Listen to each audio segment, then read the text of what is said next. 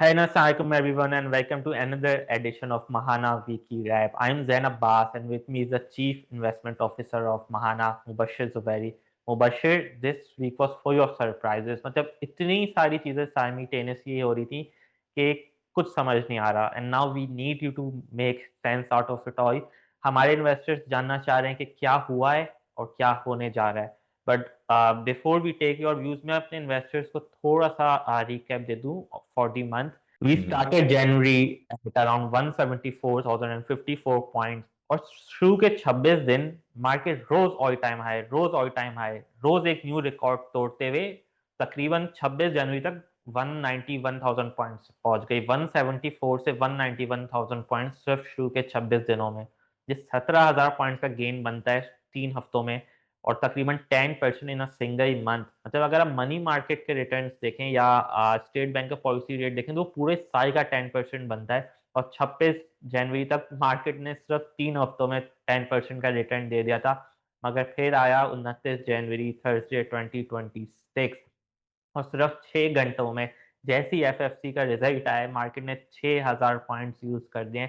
अगर मैं बताऊं तो हमारा ETF was up around 8 to 9%, सिर्फ एक महीने में 8 to 9% अप था और सिर्फ एक दिन में now it's back to 3 to 4% which is decent. But जो पहले हो रहा था वो बहुत जबरदस्त था. मुबशिर, आप थोड़ा हमारे इन्वेस्टर्स को बताएं ये कहीं हुआ क्या है. हाँ बिल्कुल जैन, लाइक यू स्टार्टेड कि ये month this month is full of surprises in a way. कुछ थोड़ा corporate announcements, State Bank announcements and so on. तो कल जो मेजर एक जनरल सेंटिमेंट था, इट वाज ऑलरेडी, अगर आप देखें, market is was a bit slow और on on the negative side. ये थोड़ा सा डिक्लाइन हमने ऑलरेडी मार्केट में देखा था. It was also to do with some ongoing profit taking among hmm. corporates, institutions, एक जनरल सेंटिमेंट, क्योंकि मार्केट इतना परफॉर्म, जैसा आपने बोला, इतना परफॉर्म करती है, तो एक नेचुरल फिनोमेना है कि प्रॉफिट टेकिंग कहीं ना कहीं आएगी, राइट. हम्म. तो हैविंग सेड दैट, एक वो फैक्टर था. उसके बाद फिर ऑब्वियसली कॉर्पोरेट अनाउंसमेंट जो कि एफएफसी का है, that being one of the larger index weights, hmm. उसका announcement was below expectation, below market expectation. even though the company reported decent earnings, but margins पे थोड़ा सा कम था and आपका payout कम था हम्म. according to market expectations. तो इसकी वजह से काफ़ी disappointment आई. रिसेंटली अगर आप देखें तो परफॉर्मेंस में काफ़ी पॉइंट कंट्रीब्यूशन एफएफसी की तरफ से आए थे hmm. In January alone and even before that, which was obviously pinned to expectations of a good payout, good earnings and so forth, right? हम्म. तो अब जब वो चीज़ मटेरियलाइज नहीं होती तो उसका रिएक्शन भी उसी तरीके से आता है. वो बिल्कुल. हमने देखा कि, एंड ऑब्वियसली क्योंकि FFC is one of the larger index weights, specially KMI की बात करें तो it's the largest hmm. Islamic में. तो हमने देखा कि उसकी वजह से इटसेल्फ भी सेंटिमेंट और डैम्पन होता है, कि क्योंकि एक हैवी वेट जाता है तो फिर और सेक्टर्स में भी फिर से सेलिंग प्रेशर आता है, और विद इन फर्टिलाइजर भी आपको थोड़ा सेलिंग प्रेशर नजर आएगा एंड सो ऑन. बहुत कोई मेजर कंसर्न नहीं है. It's just a natural occurrence कि कंसोलिडेशन का कोई ना कोई रीज़न ज़रूर बनता है मार्केट में. जब भी हम देखते हैं हम हमेशा यही बात करते हैं कि कंसोलिडेशन इज़ ऑलवेज गुड. अभी एफएफसी का रिजल्ट होता है या कभी जियोपॉलिटिकल न्यूज़ होती है एंड सो ऑन, तो वो it's a normal course I think. बिल्कुल. मुबशर, मार्केट ने काफी अच्छा परफॉर्म कर रहा था और वो एक बहाना ही ढूंढ रही थी मार्केट के एक थोड़ी सी नेगेटिव न्यूज आए और ये प्रॉफिट बुक कर लिए. बट स्टिल मैं कहूंगा कि आपको नहीं लगता कि एफएफसी में हमारा ईटीएफ काफी ज्यादा कॉन्सेंट्रेट हो गया है. तब एक शेयर की वजह से द ईटीएफ वेंट डाउन 5%. मतलब एफएफसी वेंट डाउन 10%, यह क्या कहा, and ETF went down around 5%. तो बहुत ज्यादा होल्डिंग कॉन्सेंट्रेट नहीं हो गई है ईटीएफ की इन फौजी फर्टिलाइजर. देखें, आप इसको कंपेयर करें खाली इन एफएफसी के कंपैरिजन में, but in in actuality market was also down by about 3%. केएमआई की अगर बात करें, रफली रफली 3% का मार्केट इम्पैक्ट भी था, डिक्लाइन था, तो उसको मिमिक किया. केएमआई और हमारा महाना इस्लामिक इंडेक्स है, both have a high representation of FFC because of market weight. वो तो सिंपल आपकी कैलकुलेशन चलती है based on free float based market cap. Hmm. Provided FFC does not perform well, बाकी कंपनीज परफॉर्म करते हैं, तो एफएफसी का वेट इन कमिंग डेज कम हो जाएगा. तो वो डाइवर्सिफिकेशन या वो concentration is linked to the performance of one company. Hmm. If one company is performing well it will have a greater share in the overall pi. If it does not perform well तो उसका जो market share है या market capitalisation based weightage है वो कम हो जाएगा। अच्छा Mubashar, let's move on to the next big topic. अब या तो हमारे एनआईएस इनकॉम्पिटेंट हो गए, या तो स्टेट बैंक बहुत ज्यादा सरप्राइज देना शुरू कर दिया, क्योंकि इससे पहले जो स्टेट बैंक की मॉनेटरी पॉलिसी हुई थी, 9 आउट ऑफ 10 एनआईएस, आप सीएफए सोसाइटी की देखिए या किसी ब्रोकर के जो रिसर्च रिपोर्ट्स आती देखते हैं, एवरीवन वाज सेइंग कि यार अब कट नहीं होना और इंटरेस्ट रेट 11% पे ही कंटिन्यू करेगा। But the state bank gave the market a surprise of 50 Bips से मार्केट इंटरेस्ट रेट कट किया स्टेट बैंक ने। और अब जब 9 out of 10 analyst were saying कि यार रेट कट होगा, और जो ये टी बिल का ऑप्शन हुआ उसमें भी सिंगल डिजिट में गवर्नमेंट ने पैसे रेज किए, और it was priced in, market भी काफी अच्छा परफॉर्म करी थी कि रेट कट होगा, बट रेट कट नहीं हुआ। और against all expectations state Bank ने इंटरेस्ट रेट को 10.5% पे ही होल्ड रखा। और इसकी वजह से हमारे कैश फंड पे भी एक दो दिन कुछ फ्लक्चुएशंस हुई हैं, जिसकी वजह से काफी इन्वेस्टर्स परेशान भी। मैंने नोट किया इन्वेस्टर्स रोज आना प्रॉफिट देखते हैं, जो उनको देखना चाहिए, उनके अपने पैसे हैं, दे शुड बी विजिलेंट। तो उसके बारे में भी आप कुछ बता सकें कि ये हुआ क्या 27 जनवरी के बाद हमारे कैश फंड के रिटर्न से भी कुछ फर्क पड़ा है, और क्यों नहीं एनआईएस प्राइस इन कर पाए कि स्टेट बैंक शायद इंटरेस्ट रेट कट ना भी करे। बिल्कुल ऐसे ही है जैसे कि हमने स्टार्ट किया, month has been full of surprises. उसमें मेजर ये था कि लास्ट दिसंबर में हमने देखा था there was a surprise rate cut, hmm. And then this time around there was no rate cut, hmm. बिल्कुल कॉन्ट्री टू मार्केट एक्सपेक्टेशन। देखिए, जो एनालिस्ट होते हैं वो सेंट्रल बैंक की गाइडेंस और जो डिसीजन होता है ना उसको लेके ही बेसिकली ओपिनियन फॉर्म कर सकते हैं कि based on what the central bank is prioritising. Hmm. Before दिसंबर अगर हम जाएं तो क्योंकि तीन मॉनेटरी पॉलिसीज का पॉज आया था, हम्म।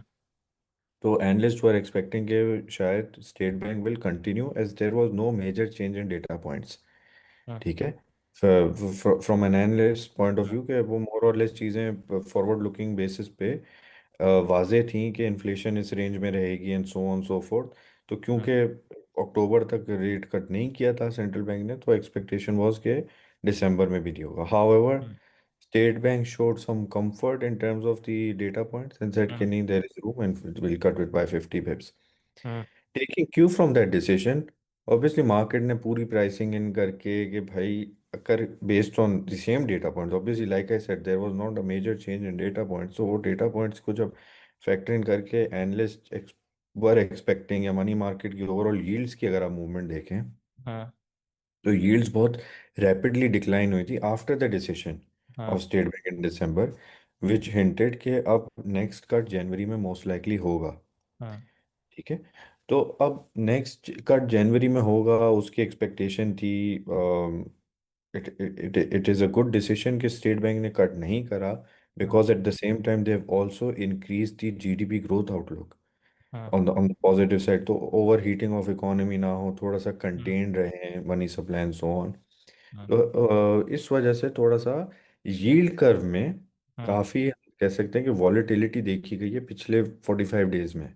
हम्म। Mid December until end of Jan अगर बात करें तो काफ़ी वॉलेटिलिटी देखी गई है कि एक रेट कट प्राइस इन हुआ and that rate cut did not happen. देखो मुबशर, अगर मैं डे टू डे नैप से मैंने एनुअलाइज रिटर्न कैलकुलेट किया है, तो 24 जनवरी को रिटर्न वाज अराउंड 14.05, क्योंकि मार्केट को लग रहा था रेट कट होगा और बॉन्ड्स वेंट बुलिश। फिर 26 को जो annualise return rate was around 15.55%। फिर 27 जनवरी को जिस दिन आना था decision of state bank, return was around 9.93, और उससे अगले दिन डबल डिजिट से बिल्कुल नीचे आ गया रिटर्न ऑन अराउंड 2.41%। 28 जनवरी को रिटर्न दिया हमारे कैश फंड ने, जिसकी वजह से काफी इन्वेस्टर्स ने नोटिस किया कि यार एक सीक्वेंस से हमारे पास प्रॉफिट आ रहा है रोजाना, और एक दिन किस तरह इतना गिर सकता है। तो ये कैश फंड में इतनी फ्लक्चुएशंस होती क्यों है? और काफी इन्वेस्टर्स का मिसकंसेप्शन है कि यार ये एक फिक्स डिपॉजिट की तरह है, बस हमें रोजाना 10% मिलेगा और हमें कोई टेंशन लेने की जरूरत नहीं है और ना इसमें फ्लक्चुएट करना है। तो इसके बारे में आप कुछ बता सकें। देखिए, जो आपकी जो फंड जहाँ जिन एवेन्यूज़ में इन्वेस्ट करता है ना, उसमें जी। कुछ इन एवेन्यूज़ में फ्लक्चुएशन होती है, कुछ प्रिडिक्टेबल होती हैं। ठीक हम्म। है, तो जब हम बात करते हैं कि गवर्नमेंट के इजारा सुकूक्स की बात करते हैं, hmm. These these are heavily traded in the secondary market, और इनकी जो प्राइसिंग है वो हम्म। यील्ड एक्सपेक्टेशन या यील्ड कर्व को फॉलो करती है। हम्म। तो हाउ दैट वर्क्स कि जब ऐसा जो आपने बात की कि एक दिन 14% का रिटर्न आ रहा है, अगर हमारे देखें कि मॉनेटरी पॉलिसी अगर रेट कट से पहले 10.5 है और रेट कट के बाद भी 10.5 है, तो 14% का रिटर्न आना भी ये था कि there were mark to market gains आते हैं hmm. If you are holding certain bonds और सुकूक्स, हम्म। जिन पे if the yield is going down तो हम्म। आपके उस सुकूक की होल्डिंग पे गेन्स आते हैं। हम्म। Whereas on the contrary, if the yields turn up, मतलब yield hmm. curve is upward वापस होता है, तो आपके बॉन्ड के पोर्टफोलियो पे लॉसेस आएंगे mark to market, because price is inversely related to yield movement. Hmm. तो आप ऑपोजिट डायरेक्शन में मूव होती है। तो हमने जैसे देखा बिफोर एमपीसी हम्म। प्राइसिंग इन रेट कट, हमने बेनिफिट देखा जो कि रिटर्न में हमारे रिफ्लेक्ट हुआ। हम्म। बट आफ्टर दैट क्योंकि वो इवेंट जो प्राइस इन मार्केट कर रही थी in terms of bond prices सुकूक prices, hmm. That event did not happen, तो वो गेन्स तो रिवर्स हुए और वो एवरेज आउट होके थोड़ा सा वापस हुआ। ये इंपॉर्टेंट है कि देखें in terms of longer term horizon या in terms of as a product, तो जो लो मनी मार्केट कैटेगरी होती है, even income category, it is considered low risk, hmm. Right. और उसकी लो रिस्क कैटेगरी होने का पर्पज़ ये है कि उसमें प्रोबेबिलिटी ऑफ लॉस नहीं होता। हम्म। वॉलेटिलिटी थोड़ी बहुत ज़रूर होती है, स्पेशली जब वॉलेटिलिटी, डिस्पाइट हमें कैश फंड लॉन्च के 3 साल हो गया, बट ये अगर हम 1-2 महीने में ही 2 बार सरप्राइजेस देखेंगे तो वॉलेटिलिटी का एलिमेंट बढ़ जाता है। हम्म। अदर देन दैट आप कहते हैं थोड़ा स्टेबल रहता है ट्रेड्स बिटवीन, आपका अगर डे ऑन डे गेन देखें या डेली एनुअलाइज रिटर्न देखें, तो वो 9.5-10% की रेंज में ही रहता है हम्म। प्रोवाइडेड। तो ये मेजर रीज़न है कि ये लोगों को समझना चाहिए कि ये over the period averages out. और उसमें ये बात ज़रूर है कि अगर आप तो रिटर्न ज़्यादा आ रहा है तो it is because of certain expectations, अगर रेट कट हो जाता तो हम्म। रिवर्सल नहीं आता। But that would also mean कि अगर मैंने आज इसकी एक और एग्जांपल भी है कि forward looking guidance point of view से, हम्म। अगर आज हमारे पास एक सुकूक का पोर्टफोलियो है जो कि 10% पे हमने परचेज किया, हम्म। 10% के एक्सपेक्टेड प्रॉफिट पे, and market yields go to 9.5%, hmm. तो डेफिनेटली हमें गेन आएगा। But because we have purchase it at 10% return, हमारा पीरियड रिटर्न 10% का रहेगा, राइट। हम्म। बट क्योंकि हमें आज प्राइस रीवैल्यूएशन की वजह से 9.5 तक का हमें गेन आ जाएगा, हम्म। बट गोइंग फॉरवर्ड जो रिमेनिंग पीरियड होगा उसका रिटर्न इफेक्टिवली 9.5 हो जाएगा।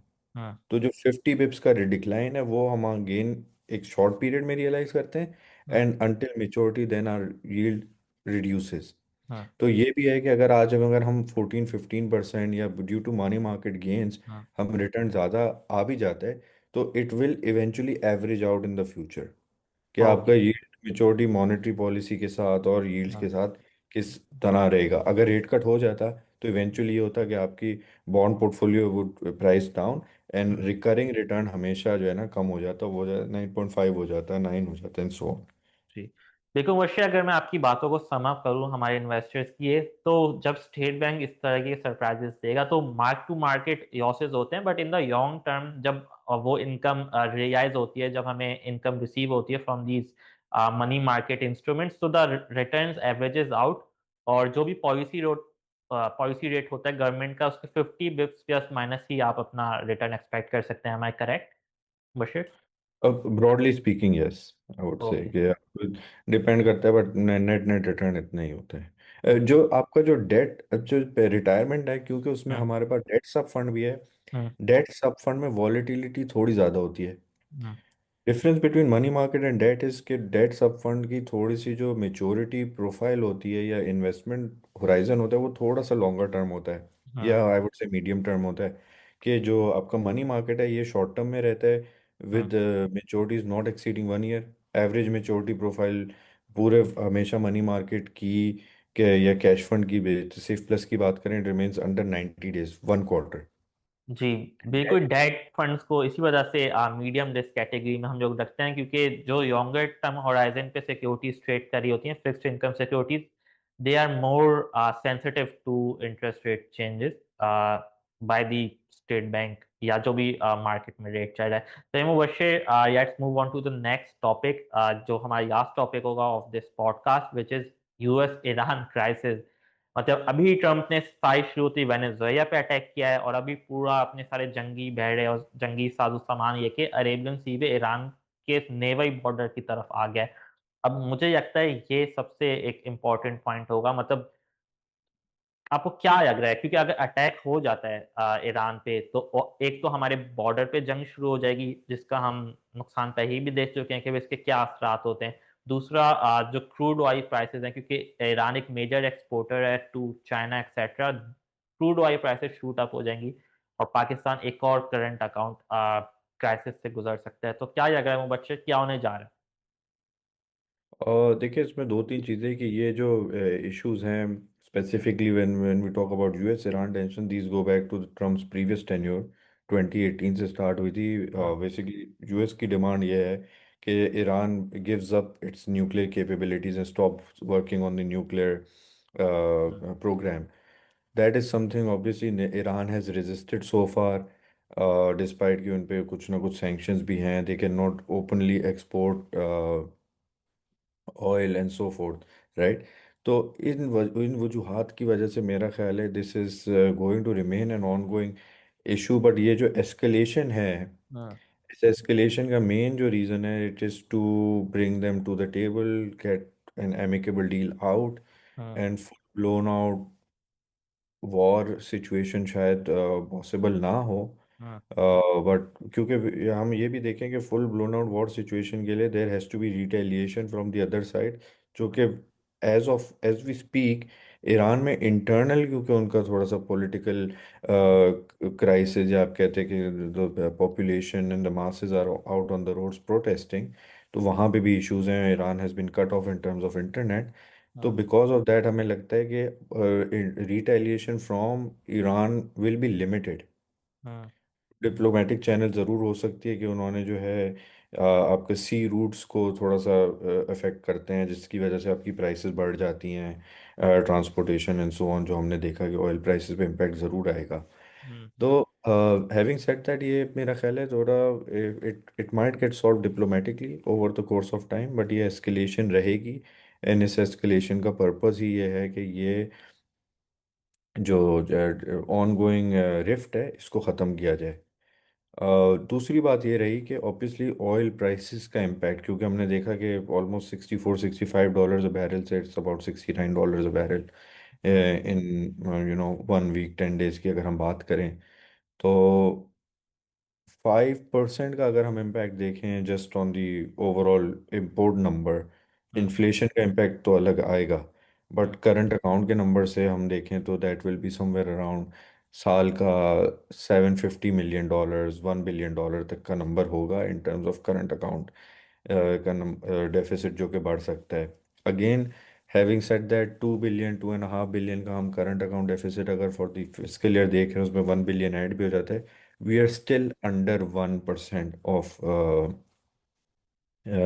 जी करंट अकाउंट टू जीडीपी या डेफिसिट टू जीडीपी, राइट। तो with under 1% is manageable, but अगर anything above 70-75 will be long term unsustainable. I think in terms of US priorities also, they will not want natural gas and energy prices to rise significantly for a longer period. Short term spikes and volatility ज़रूर होगी, but उनके अपने interest में भी नहीं है कि oil prices बहुत ज़्यादा बढ़ें। तो there might be an something like an amicable solution हम कह सकते हैं, एंड डिप्लोमेसी के थ्रू ये मसले मसाइल सॉर्ट आउट हो सकते हैं। ओके मुबशिर, टू समराइज, जहाँ तक मुझे समझ आया, यू थिंक कि uh, कोई आउट वॉर नहीं होगी, क्योंकि इससे यूएस को भी नुकसान है, और ट्रम्प एक अनप्रिडिक्टेबल इंसान है। बट अगर वो एक चीज बहुत ज्यादा, ऐसा लग रहा है, मुझे भी लग रहा है कि बहुत ज्यादा ना थ्रेटन कर रहा है, और जब बंदा बहुत ज्यादा थ्रेटन करता है ना, फिर वो चीज करता नहीं है। तो अगर उसको कर, जैसे वेनेजुएला में उसे चुपचाप किसी ने प्रेडिक्ट नहीं किया था कि प्रेसिडेंट को उठा के ही आएंगे, अगर यहाँ भी तो वो चुपचाप अटैक कर सकते हैं, बट उसने नहीं किया। और मतलब काफी ज्यादा थ्रेटन करे कि किसी तरह ईरान को नेगोशिएटिंग टेबल तक लिया है और अटैक ना करे। और अगर अटैक नहीं होता, अब कुछ नहीं पता, शायद हो भी जाए, बट अगर अटैक नहीं होता तो शायद एक बुलिश कैटेलिस्ट हो हमारी मार्केट के लिए, क्योंकि जो पहले भी मेरे ख्याल से लास्ट ईयर जून में जो B-2 बॉम्बर्स ने बॉम्बिंग की थी और ईरान ने कुछ ज्यादा रिटेलिएट नहीं किया था, तो ठीक ठाक मार्केट ने पॉइंट्स गेन किए थे। पता नहीं, शायद ये कैटेलिस्ट बन जाए for the market to reach 200,000 points. But ये एक ऑन गोइंग डेवलपमेंट है, किसी को कुछ नहीं पता, और ना हम जो 100% सर्टेनिटी के साथ कह सकते हैं कि ये चीज़ होने वाली है। अच्छा मुबशर, एक रीसेंट डेवलपमेंट हुई है, वीडियो से पहले हमारी इसके बारे में बात हो रही थी कि गवर्नमेंट ने काफ़ी अच्छे इंसेंटिव दिए हैं टू एक्सपोर्टर्स K-6, मतलब काइबोर -6 पे लोन्स दिए जाएंगे एक्सपोर्टर्स को, जिस पे वो री इन्वेस्ट करके ठीक ठाक रिटर्न्स कमा सकते हैं। तो कौन से सेक्टर्स हैं हमारे KSE 100 इंडेक्स में जो इस डेवलपमेंट से फायदा उठा सकते हैं और जिनकी तरफ इन्वेस्टर्स देख सकते हैं if they want better returns?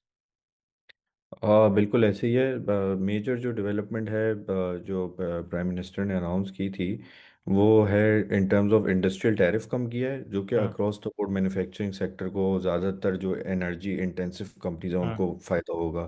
सिर्फ एक्सपोर्टर्स को या अक्रॉस द बोर्ड हर हर इंडस्ट्री को? जो इलेक्ट्रिसिटी का बेनिफिट है पावर टैरिफ का, that is across the board to all okay. Sectors. अब इस पे फर्दर डिटेल्स आएंगी कि ये इंक्रीमेंटल ग्रिड कंजम्पशन पे है हम्म। या एग्जिस्टिंग ग्रिड कंजम्पशन पे भी है। ये हम्म। पहले इन्होंने इंसेंटिव दिया था कि एडिशनल जो भी आप यूनिट्स ग्रिड पे यूज़ करेंगे उस वो डिस्काउंटेड मिलते हैं। हम्म। तो हैविंग सेड दैट, वो तो अक्रॉस द बोर्ड सारी जो एनर्जी इंटेंसिव कंपनीज हैं जो ग्रिड पे रिलाई करती हैं, नेचुरल ग्रिड हम्म। पे, दे विल बेनिफिट। इसमें कुछ सीमेंट कंपनीज भी हैं, स्टील की कुछ कंजम्पशन भी ग्रिड पे होती है, एंड सो हम्म। ऑन। ये ज़्यादा एनर्जी इंटेंसिव हैं, hmm. But other than that across the board सबको फ़ायदा होता है। दूसरा जो बेनिफिट जो एक्सपोर्ट रीफाइनेंस का आपने मेंशन किया, एक्सपोर्ट हम्म। रीफाइनेंस जो है वो ऑल एक्सपोर्टर्स को अवेलेबल होती है। It hmm. Is a credit, subsidise credit basically दिया जाता है, क्योंकि टेक्सटाइल की अगर बात करें तो इनका credit cycle at least 30 to 60 days का होता हम्म। है। Sourcing to manufacturing and then shipping, shipping hmm. Time होता है, एंड उसका फंड रियलाइजेशन। तो ये इनको पहले K-3 पे मिलता था, जो कि अब शायद हम्म। 3% डिस्काउंट था फ्रॉम पॉलिसी रेट, अब 6% कर दिया गया है हम्म। टू प्रीवियस लेवल, क्योंकि before couple of years back it, मेरा ख्याल है डिस्काउंट यूज टू बी 5%। हम्म। तो अब दोबारा करें ताकि इनको जो फाइनेंसिंग कॉस्ट का जो बर्डन है वो कम हो जाएगा, हम्म। एक्सेस टू कैपिटल सस्ती हो जाएगी, तो वर्किंग कैपिटल वाइज या कॉस्ट ऑफ फाइनेंसिंग हम देख सकते हैं कम होगी, which will help improve their competitiveness to some extent. तो आप ये कह सकते हैं कि जो दो बेनिफिट्स हैं इसमें, एक्सपोर्ट की competitiveness ओवरऑल बढ़ेगी, जी। आपकी ग्रिड का रेट कम हो गया और आपकी हम्म। फाइनेंसिंग कम हो गई। हम्म। एडिशनली अगर एक्सपोर्ट्स की बात करें तो इवन हमने देखा था कि रीसेंट मीटिंग हुई थी with prime minister on with the mobile phone assemblers, और ये जो हम्म। सेक्टर है टेलीकॉम सेक्टर, तो वहाँ पे they are still working on proposal to make it attractive, because it is हमारे काफ़ी competitive advantages हैं in terms of how this hmm. Process is. Regional advantage भी है, तो उसको टैप करते हैं, तो it will be good from a economic growth perspective and also support our exports. बिल्कुल मुबशर, आपने दो थीम्स आइडेंटिफाई किए हैं, एक्सपोर्टर्स प्लस मैन्युफैक्चरर्स। तो जो मैन्युफैक्चरर्स एक्सपोर्ट करते हैं, इस पे तो मेरे जहन में एक ही सेक्टर है, दैट्स टेक्सटाइल। तो शायद टेक्सटाइल सेक्टर ठीक ठाक इससे बेनिफिट उठा सकता है और उनकी शेयर प्राइसेस में हम एक अच्छा मोमेंटम देख सकते हैं। और कौन सा सेक्टर है, एम आई मिसिंग समथिंग? और मेनली मेनली आई थिंक जो एक्सपोर्ट रीफाइनेंस का बेनिफिट होगा और इंडस्ट्रियल का बेनिफिट टेक्सटाइल्स पे होगा। हम्म। कुछ खाली इंडस्ट्रियल टैरिफ की बात करें इलेक्ट्रिसिटी की, तो उसका हम्म। बेनिफिट कुछ सीमेंट कंपनीज पे भी होगा, hmm. Across the board manufacturing पे होगा, but depending on energy usage, energy reliance की एनर्जी कॉस्ट आपकी as a percentage of total cost कितनी है, तो हम्म। वो उतना cross margin and impact and so hmm. On. तो ये चीज़ें। और मोशे एक बहुत बड़ा प्लेयर है हमारी मार्केट में जो पाकिस्तान में असेंबली करता है मोबाइल फोन्स। मैं नाम नहीं लूंगा बट शायद जो मार्केट को फॉलो करते हैं उसको प्लेयर का नाम पता है। तो क्या वो भी एक्सपोर्ट की तरफ जा सकता है?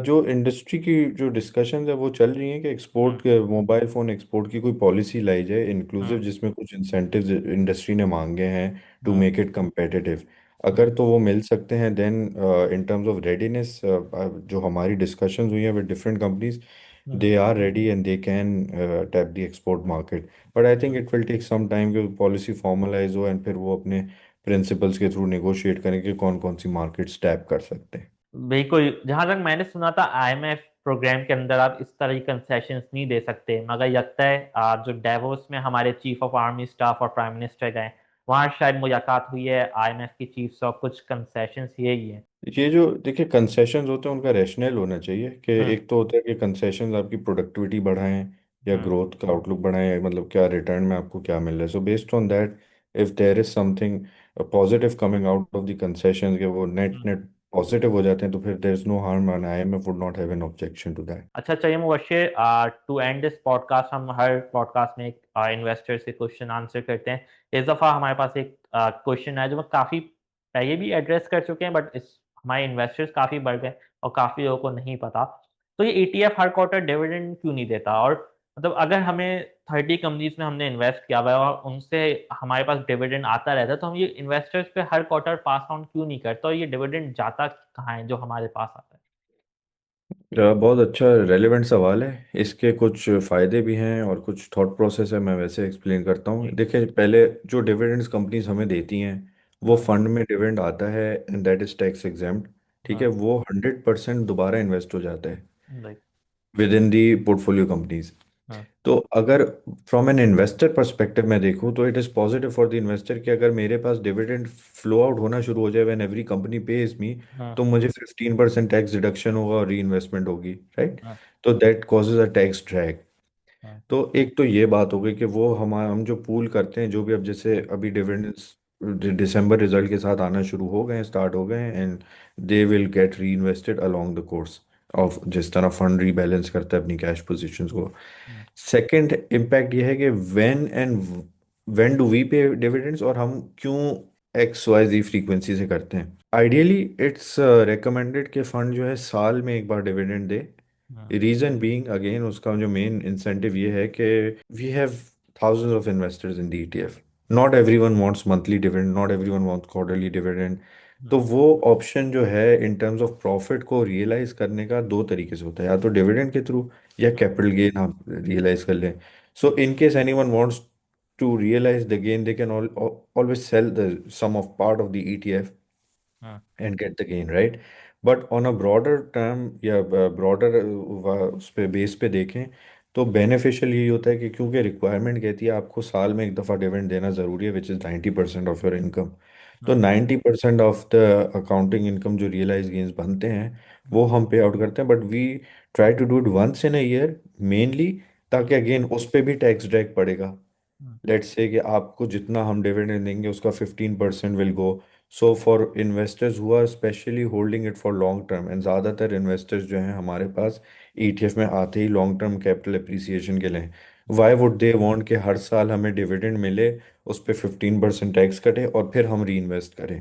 सो that just adds to kind of like a tax drag also, dividend की वो हाँ। प्राइस एडजस्टमेंट होती है, वो सारी चीज़ें, even though that's not material, but tax drag avoid हो जाता है। तो इट इज़ ऑप्टिमल, अगर स्पेशली अगर आप कैपिटल एप्रिसिएशन के पॉइंट ऑफ व्यू से आप देखें तो आइडियली तो डिविडेंड होना ही नहीं चाहिए, हाँ। Right. But because of the tax laws and fund की जो टैक्स एग्जेम्पशन और फंड का स्ट्रक्चर होता है, हाँ। We have to pay dividend, so we try to do it once in a year, हाँ। ताकि हम उसको लिमिट कर सकें टैक्स के इम्पैक्ट को और ड्रैग को। बिल्कुल, मैं अपने इन्वेस्टर्स को बताना चाहूँगा, महाना के इन्वेस्टर्स को, कि देखें जो हमें डिविडेंड मिलता है फ्रॉम आवर होल्डिंग्स, उसमें आपको उसी वक्त फ़ायदा होता है। ऐसा नहीं होता कि फ़ायदा नहीं होता और आप स्टॉक खरीदो तो आपको फ़ायदा होता है। जैसे ही हमें डिविडेंड मिलता है, वी री invest back into those stocks, और जो नैव होती है ना, जो प्राइस होती है ETF की, वो बढ़ जाती है। तो आपके बैंक अकाउंट में पैसे नहीं पहुँचते, बट जो आपकी होल्डिंग है ना, उसकी प्राइस बढ़ जाती है। और देखिए, अगर जैसे ही हमें ETF में डिविडेंड्स आते रहें, हम अगर आपको देते रहें, तो एक ऐसे भी बन जाएगी कि रोजाना डिविडेंड री इन्वेस्ट करो, और जब आप डिविडेंड री इन्वेस्ट करेंगे तो आप 15% विद होल्डिंग टैक्स रिडक्शन के बाद करेंगे, जबकि एज अ फंड हमें कोई टैक्स नहीं देना पड़ता, वी जस्ट री इन्वेस्टेड टैक्स फ्री। और साई में एक दफा जितने भी डिविडेंड जमा हुए हुए होते हैं, mostly around financial year and हम डिस्ट्रीब्यूट कर देते हैं। So, Mubashir, thank you so much for your time. That would be all for this week. Next week FMR भी आ जाएगी और हम फ्यूचर आउटलुक के बारे में बेहतर डिस्कस कर सकते हैं। आज के लिए इतना ही। खुदा हाफिज।